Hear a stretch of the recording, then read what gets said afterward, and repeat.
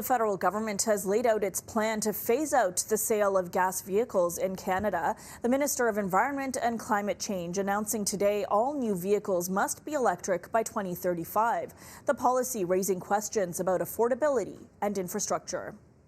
Environmental groups are describing it as a holiday gift to the planet. This announcement is going to dramatically reduce pollution. It's going to make air more breathable. It's going to fight climate change. The policy will drive all vehicle sales in Canada to be electric or plug-in hybrid by 2035. That's over 60,000 Olympic-sized swimming pools full of gasoline that's not burned as a result of this. The phased-in approach will see electric vehicles represent 20% of all vehicle sales in Canada by 2026, 60% by 2030, and 100% of all sales by 2035. It ensures Canadians have access to our fair share of the global supply of these vehicles. But shorter wait times will not address one of the biggest barriers for Canadian consumers, affordability. What if electric vehicles don't reach price parity with gas vehicles by 2035? What's the plan then?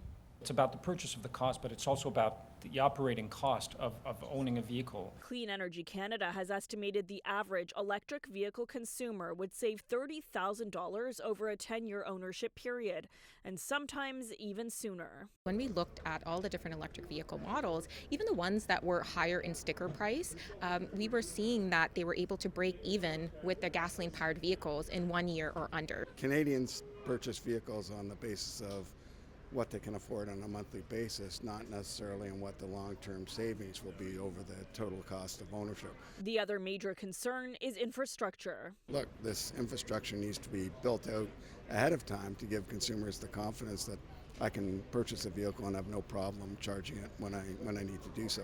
Shouldn't the government be working on having that infrastructure in place before creating these targets? We are deploying infrastructure charging stations.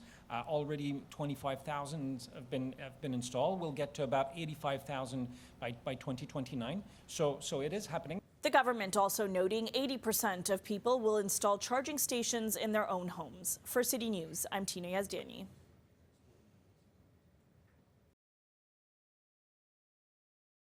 The government also noting 80% of people will install charging stations in their own homes. For City News, I'm Tina Yazdani.